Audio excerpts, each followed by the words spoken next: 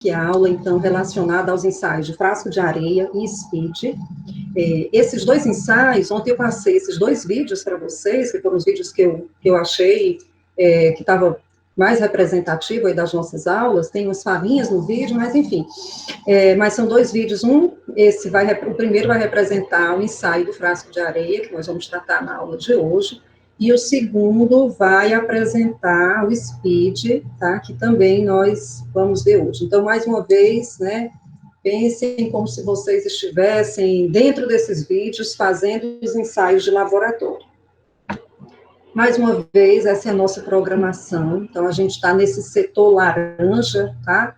O setor laranja, que eu considero, é esse setor que a gente deveria ter aulas práticas, e o que a gente está fazendo é tentando dar a parte teórica relacionada a essas práticas, que serão retomadas aí no setor vermelho, quando a gente tiver possibilidade de retorno ao laboratório. Então, nós vamos tratar desses ensaios, né? Quando a gente trata dos ensaios de campo, né, a gente tem que estar verificando quais atividades nós vamos realizar para a construção das camadas. Aqui o que vocês estão vendo é uma série de equipamentos que vão ser utilizados para a construção das camadas estabilizadas granulometricamente ou quimicamente. Eu diria que os equipamentos são praticamente os mesmos, à exceção de uma ou outra especificidade. Então, vocês estão vendo que a gente vai trabalhar aqui com a Patrol, né, a motoniveladora, vamos ter aqui um caminhão distribuidor de agregados, vamos ter aqui o caminhãozinho pipa distribuindo água, e vamos ter os bolos compactadores. Então, nosso objetivo da aula de hoje é simplesmente trabalhar com os ensaios de campo que vão ser capazes de inferir se as atividades de laboratório que vocês fizeram durante a compactação, elas vão poder ser reproduzidas com critério no campo. De um modo geral, falando do método construtivo, que vai estar atrelado, então, aos ensaios de compactação, então, a gente tem algumas etapas, que é a etapa primeiro do transporte, onde os materiais são transportados das jazidas ou das usinas para o campo. Em seguida, a gente vai ter o esparrame do material, tá? E aí a motoniveladora, o distribuidor de agregados vão interagir nessa etapa. Depois a gente tem a fase do umedecimento ou secagem, que é exatamente a fase, né, após o umedecimento ou a secagem da camada, né, através da utilização do carro irrigador, da grade de disco e da curva misturadora. Quando terminar essa atividade, a gente entraria com alguns ensaios de campo, tá? Então, eu diria que essa etapa, as duas etapas em verde, tanto o umedecimento ou secagem quanto a compressão, elas estão relacionadas com as nossas atividades da aula de hoje. Então, eu umedeço a minha camada, se eu quiser, se ela estiver seca e eu precisar colocar mais água para ela atingir aquela umidade, que a gente determina, umidade ótima, que a gente determinou no ensaio de Proctor, ou então, se eu verificar se essa camada está abaixo do teor, está acima do teor ótimo, eu vou ter que esperar ela secar para ela atingir a umidade ótima ali determinada no ensaio de compactação. Então, finalizada a etapa do umedecimento, a gente faz uma nova regularização da camada, tá? Depois a gente segue para a questão da compactação, onde entrarão aí os rolos, rolo liso, rolo pneumático, ou os rolos pé de carneiro, para poder aplicar o número de passadas no campo, de tal modo que aquela energia que eu reproduzi dentro do laboratório, ela possa ser reaplicada, né, possa ser aproximada no campo. Terminada a fase de compactação, então, o que a gente faz? De novo, a gente entra com o ensaio de campo para verificar se aquela compactação foi feita dentro dos critérios permitidos aí por norma.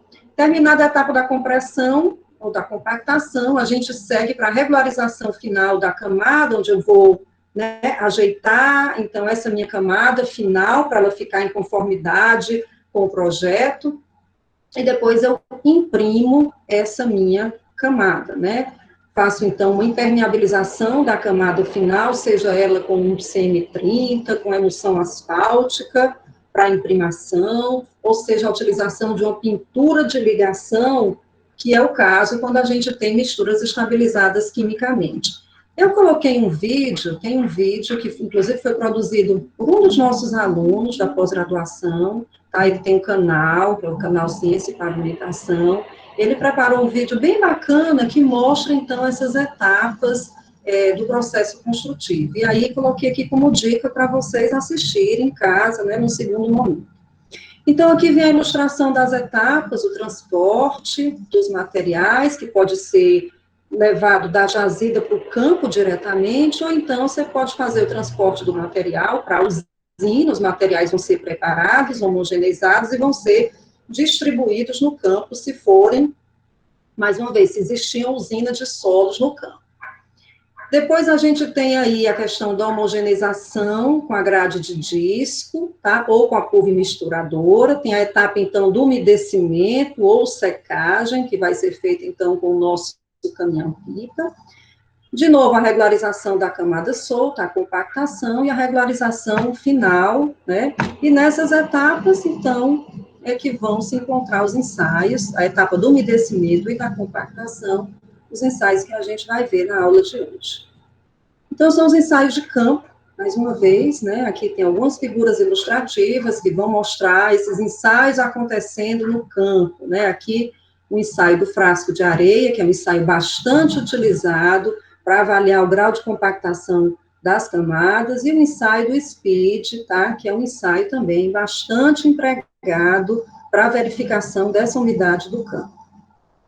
Então, para fins de controle de execução das camadas, do pavimento e do recebimento dos serviços, a gente vai executar a umidade in situ e a massa específica aparente do solo. Então, esses ensaios terão que ser executados e a fiscalização deverá acompanhar se esses parâmetros foram atingidos em campo de acordo com as curvas de compactação obtidas em laboratório.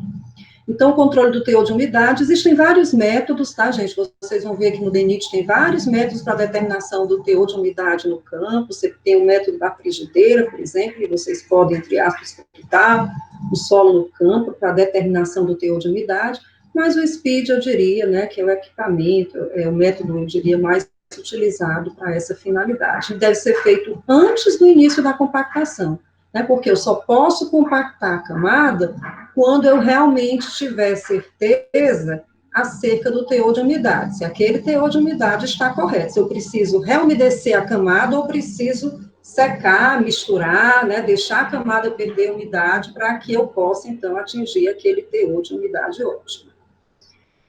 A determinação do teor de umidade pelo método do SPID, que vai ser o método que nós vamos focar na aula de hoje, ele é regulamentado pela norma do DENIT, né, DNR, como é o método mais antigo, é o DNR, no tempo que o DENIT era chamado de DNR, que é a 05294.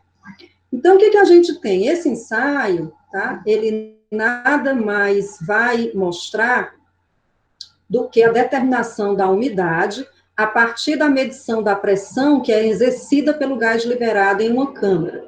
Então, aqui a gente tem, né, aqui o aparelho SPID, o solo vai estar aqui dentro, tá? Eu vou ter aqui algumas ampolas de carbureto de cálcio, e a gente vai agitar esse solo com carbureto de cálcio, e aí, no momento que houver uma troca, uma reação entre o carbureto de cálcio e a água, vai haver uma liberação de gás e essa pressão vai ser mostrada aqui nesse manômetro. Então, esse ensaio, ele se fundamenta na propriedade que o carbureto de cálcio tem, que são essas ampolas que a gente vai estar colocando, então, dentro do aparelho SPID, em liberar gás quando em contato com a água. Então, o carbureto de cálcio, ele vai reagir com a umidade presente no solo, vai originar a formação do gás acetileno, né, por isso que vai aparecer, então, uma pressão aqui nesse manômetro, tá? E com isso, no momento que houver uma estabilização, que todo o carbureto de cálcio reagir com toda a umidade de água presente no solo, essa pressão, ela vai se estabilizar aqui nesse manômetro. Então, é o momento que a gente vai fazer essa leitura no equipamento.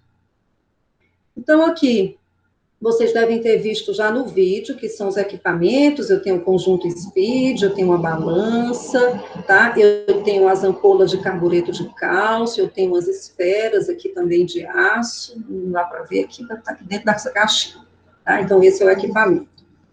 Primeira coisa que a gente faz antes de fazer o ensaio é verificar se o equipamento está calibrado.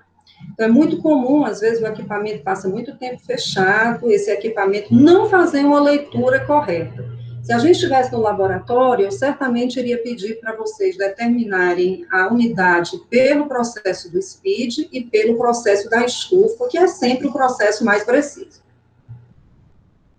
Então, o que vocês estão vendo aqui embaixo é uma figurinha que mostra exatamente se o meu SPID está calibrado, né? Então, é importante a gente estar fazendo essas leituras do SPID, estar fazendo essas leituras correspondentes na estufa, faz um ensaio na estufa e faz um ensaio no SPID e verifica se a gente tem aqui uma boa equação de correlação. Se a gente não tiver, tá? É o momento da gente fazer a manutenção desse equipamento. Então, a calibração ela é super importante, porque muitas vezes a umidade ela pode não ser atendida no campo por uma questão de falta de calibração de equipamento. Aí vocês vão ver que tem uma tabelinha que vai estimar mais ou menos o peso da amostra em função da umidade estimada dos materiais. A tendência é que os materiais arenosos, né, como nós vimos na aula de compactação, eles têm umidades menores, e, portanto, como eles têm umidades menores, a norma, ela recomenda que o emprego de uma massa maior. Então, se eu estimo o material, né, granulometricamente, vocês já poderão até saber, porque, enfim, já vão ter, por exemplo, um ensaio de classificação, já vão ter feito ensaio de LLP e uma granulometria mais simples, e já vão ter noção de que tipo de material é esse que vocês vão fazer o ensaio de SPID, tá? Então, se você estima que a umidade seja em torno de 20% a 30%, que são materiais, eu diria, né, são teores de umidades mais próximos aí de materiais argilosos, a tendência é a gente ter que usar aqui uma massa menor. Tá? Então, isso é definido ou pelo teste táctil visual de vocês, pela experiência do operador, ou então vocês, certamente, quando chegarem no campo, já fizeram o ensaio de compactação e antes do ensaio de compactação, já fizeram ali os ensaios dos limites e enquadraram aí o material de vocês na classificação da haste. Então, como eu comentei com vocês, o ensaio, né, a gente coloca na câmara 2 esferas de aço, seguidas de uma ampola de carbureto de cálcio, tá? Eu jogo a ampola de carbureto de cálcio para poder, fecho o aparelho e agito, né, e eu vou agitar, então, até que essa leitura no manômetro se estabilize, para poder verificar, então, essa pressão que é exercida pelo gás. Em seguida, né, a partir da leitura manométrica e da massa da amostra utilizada no ensaio, vai ter uma tabela de aferição do próprio aparelho, e aí vocês vão obter uma umidade H1, tá, que é a umidade, a amostra total úmida, e vocês vão determinar a umidade em relação ao solo seco. Então, vão entrar aqui nessa equaçãozinha, vão pegar o parâmetro H1 determinado nessa tabela, tá, e vão determinar, então, essa umidade que o material se apresenta. Tá? Então, essa é um ensaio extremamente simples, mais uma vez. Tem aparelhos que vão dar essa umidade diretamente, você nem precisa mais fazer essa conta. Tá? E é isso. E a grande importância do ensaio, apesar da sua simplicidade, é a gente verificar que essa umidade, ela tem que estar realmente próxima daquela umidade ótima, né? Como a gente comentou nas aulas lá de compactação, no campo é aceito aí uma variação em torno de mais ou menos 2% do teor da umidade ótima, embora a gente também comentou, né, nas aulas passadas, que é importante a gente verificar que para alguns materiais essa variação de mais ou menos 2% pode ser muito alta, principalmente para aqueles solos que têm, então, essa curva de compactação mais fechada, porque aí a gente vê que a densidade, né, a massa específica seca máxima, ela vai mudar muito com pequenas variações de teores de umidade. Então, isso eu diria que precisa prestar atenção para cada tipo de material, e como a gente tem uma tendência de trabalhar com resíduos, né, um resíduo de cerâmica, por exemplo, né, resíduo de telha, que são resíduos que contêm muito material fino, passado na 200, a gente precisa verificar isso, tá, com o maior cuidado. Bom, erros, né, erros principais, eu diria, seria a questão, a falta de zeragem do aparelho, muitas vezes, né, essa leitura do manômetro, se esse equipamento não tiver devidamente zerado, a gente pode incorrer aqui no erro, então é sempre bom fazer tanto a calibração do speed, que a gente já tinha falado nos slides anteriores, mas verificar o estado que o aparelho se encontra, tá? Então, se estiver acontecendo algo parecido com o que vocês estão vendo aqui nessa fotografia, que tem um deslocamento aqui, tá? Então, é preciso vocês ajustarem esse equipamento. Uma outra coisa também é a correção devido à temperatura. O speed, ele vai ser sempre calibrado com a temperatura de 20 graus. Então, normalmente, você acaba fazendo esse ensaio numa temperatura superior a 20 graus. Então, é preciso fazer essa correção. Também é um erro muito comum você pegar aquela umidade direta do speed, tá? E achar que é a umidade do material. Então, por isso que a gente tem que fazer o controle da temperatura. E principalmente no nosso estado, que a gente tem temperaturas bem altas, tá? Então, normalmente, eu diria que o campo a gente está sempre trabalhando com uma temperatura bem superior a 20 graus. Tá? Bom, na compactação in situ, então, após finalizar dessa parte do controle do teor de umidade pelo método do SPID, a gente vai agora para o controle da massa específica aparente seca máxima, que foi determinado lá no laboratório através do ensaio de Proctor. Então, o que a gente quer? A gente vai querer saber se aquela massa específica seca máxima de campo, ela está próxima daquela massa específica seca máxima determinada em laboratório com a compactação Proctor. Então, no momento que passou o rolo na camada, a gente já umedeceu, a grade de disco já passou, misturou o material, então os rolos vão passar. Na hora que finalizar, então, essas passadas, a gente precisa fazer esse ensaio para fazer essa relação e fazer a relação entre o campo e o laboratório e obter o grau de compactação. O ideal é que essa densidade de campo seja aproximadamente igual à minha densidade de laboratório. Só que nem sempre isso é possível, mais uma vez, a gente tem aí algumas limitações, né, o processo de laboratório, mais uma vez, a compactação é feita por impacto, no campo, ela é feita, né, por amassamento ou por vibração, a depender do tipo de rolo. Então, de maneira geral, o que é que as especificações admitem? Elas admitem aqui uma variação de 95% a 105% para o grau de compactação. Então, terminou o rolo, fez um ensaio do frasco de areia e verificou que o grau de compactação está dentro desse padrão, a fiscalização libera a camada, tá, para proceder aí à regularização final, eu diria, e a recepção, então, da imprimação, que seria a próxima etapa do processo construtivo. Alguma pergunta, gente, até aqui?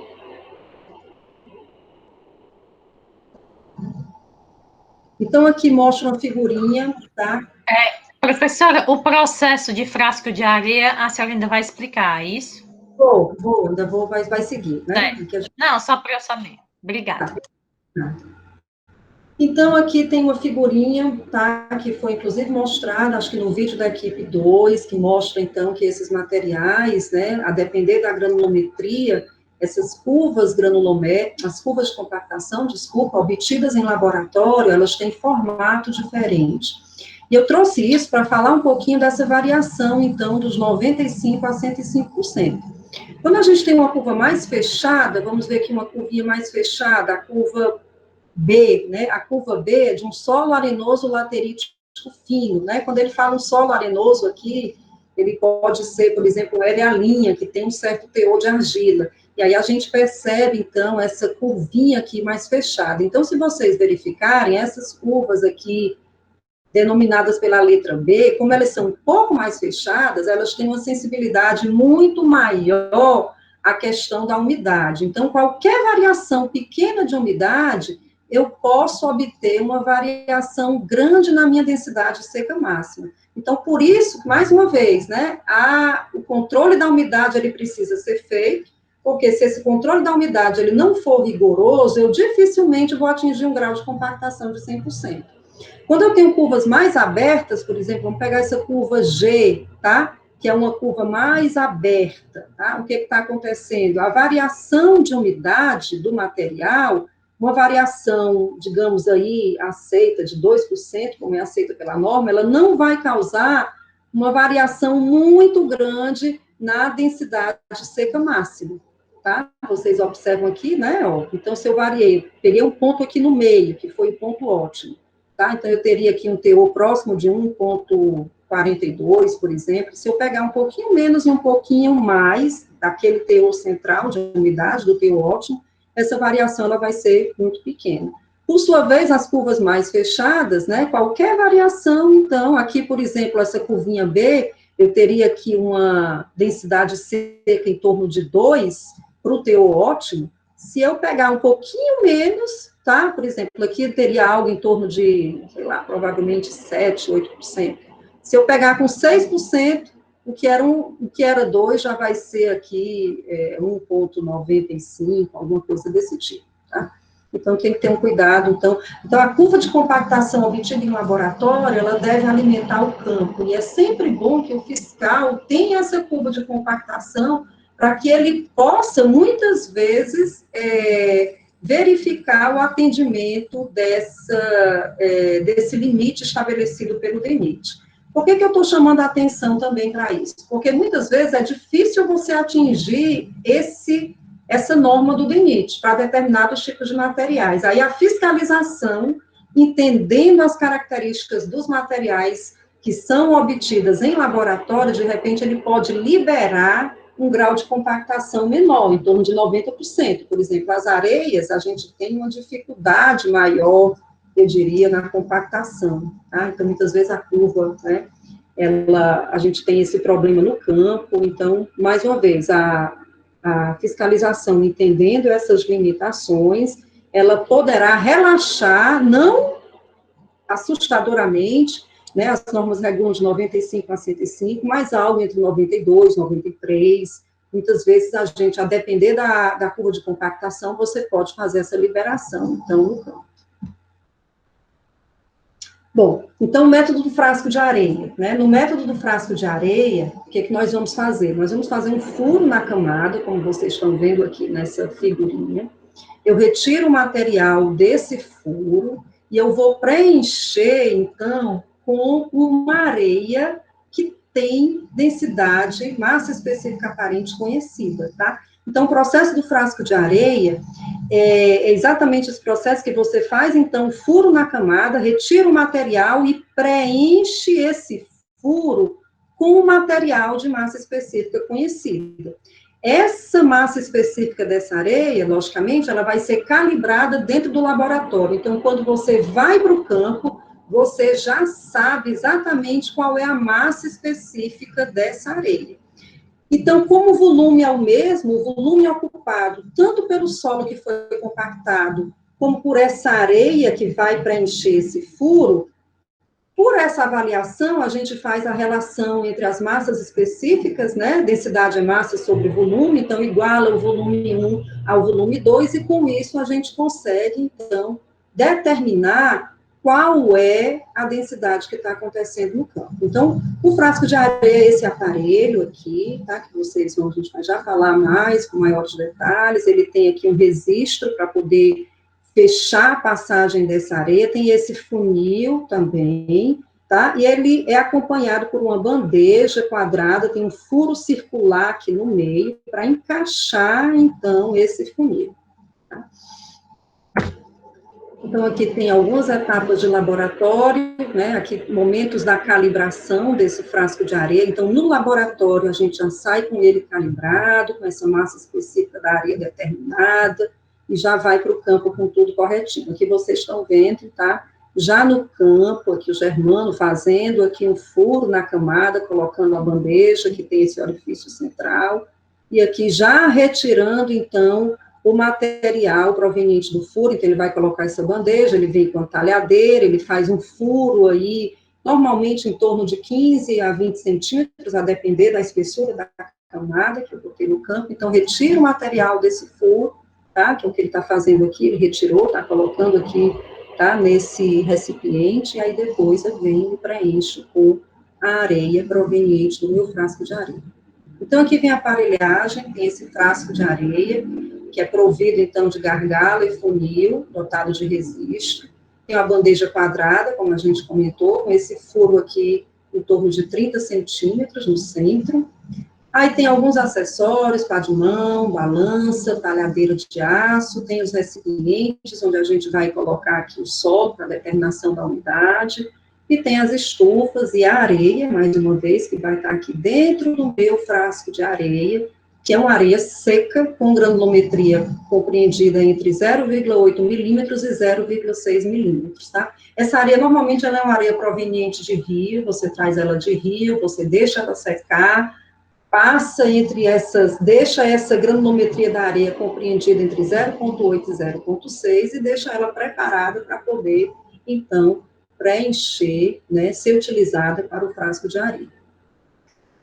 Bom, então o que acontece? Uma das atividades dentro do laboratório de calibração é a determinação do peso de areia referente ao volume do funil, que é o que a gente está chamando de P3. Então, no laboratório, o que a gente faz? A gente quer determinar, tá, qual é a massa de material ocupada aqui, tá, por esse funil. Então, normalmente, o que a gente faz? A gente pesa o nosso frasco de areia, tá certo? Então, a gente tem aqui o nosso peso P1, tá? O peso, que é o peso do frasco de areia repleto de areia calibrada. Aí, depois, eu faço esse funil, tá? Eu faço esse frasco de areia, eu verto, eu coloco ele numa bancada e vou abrir esse registro, tá? E deixo a areia preencher esse funil. E aí eu faço isso uma vez, duas vezes, três vezes, até que, por diferença de peso, eu vou identificar a massa de areia contida no funil. Tá? Então, eu já tenho esse valor aqui, P3. Depois, o que eu faço? A determinação da massa específica aparente da areia. Como eu disse para vocês, a gente já vai para o campo com essa massa específica determinada em laboratório. Para eu saber essa massa específica aparente, então, o que eu faço? Eu faço esse funil de areia, então, eu verto esse funil de areia por um cilindro de volume conhecido. Então, por exemplo, aqui eu tenho esse cilindro menor, pego o meu frasco de areia, deixo esse frasco de areia, a areia preencher completamente o volume desse cilindro. Logicamente, como tem o funil, vai sobrar essa parte correspondente ao funil. Então, o que eu vou fazer? Por diferença de peso, tá? Que eu estou chamando aqui o meu peso P6, vai ser igual ao meu peso P4, que era o frasco de areia cheio, tá?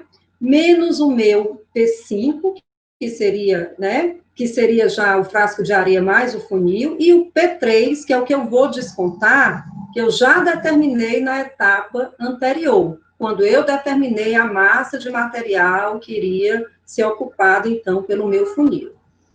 E aí, por diferença de peso, eu vou ter exatamente, a densidade vai ser a massa dividida pelo volume, eu vou saber exatamente qual é a massa de areia que vai ocupar esse meu cilindro, vou dividir pelo volume do cilindro e vou ter a massa específica aparente da minha areia. Então, vou para o campo com essa massa específica determinada.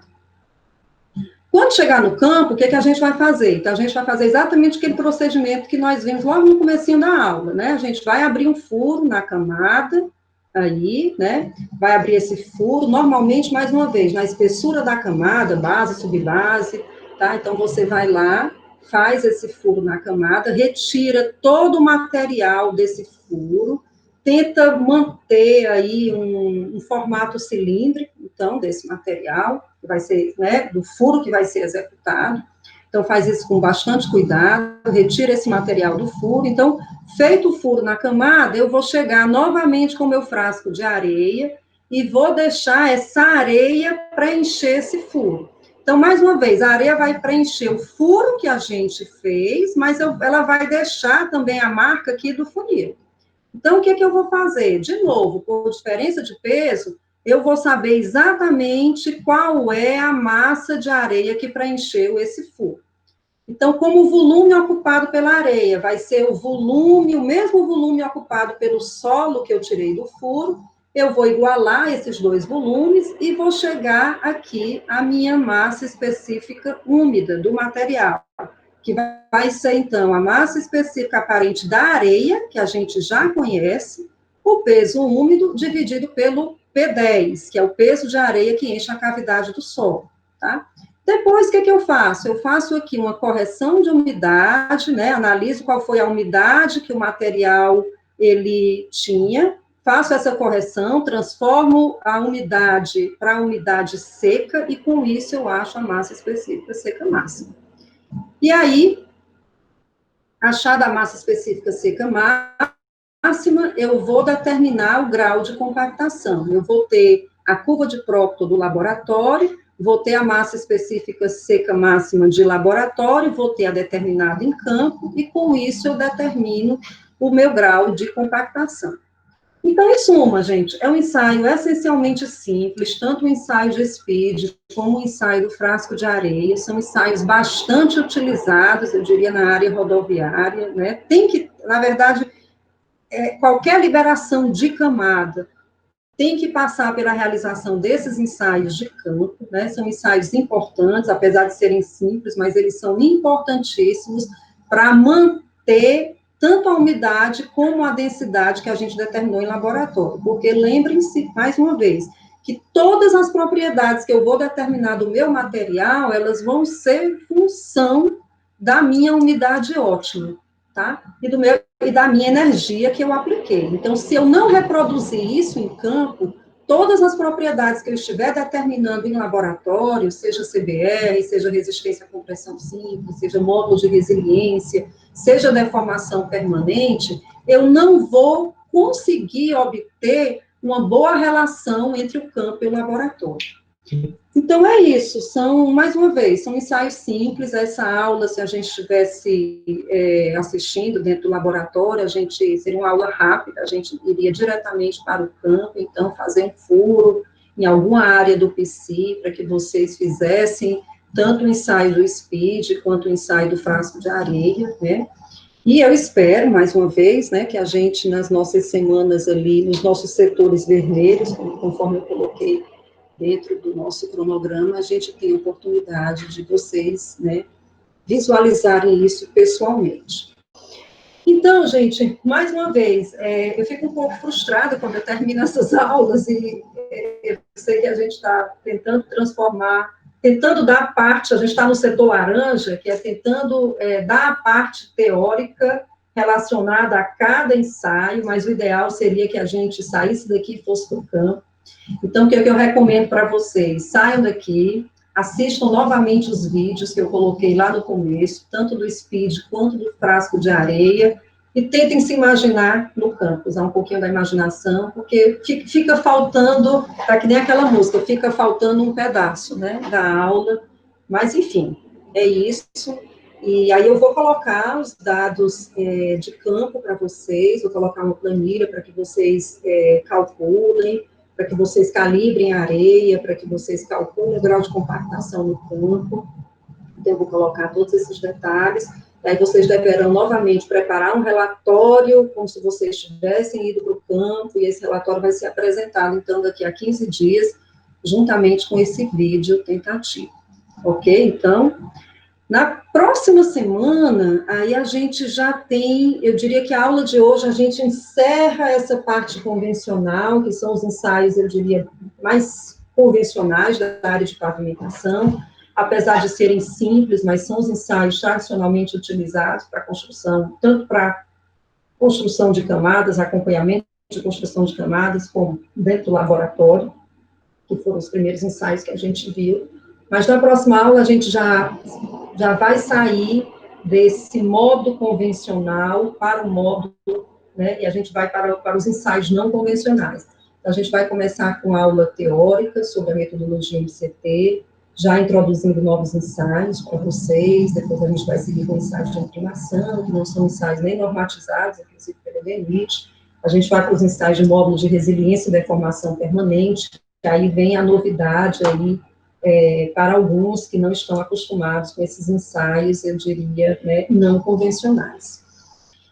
E é isso, tá? Então, mais uma vez, um prazer estar com vocês. Lamento não poder estar presencialmente, não poder estar no campo, quando a gente mexe com os materiais, a gente sente melhor as características, tira melhor essas dúvidas que vão aparecer, talvez, na cabeça de vocês. Mas, enfim,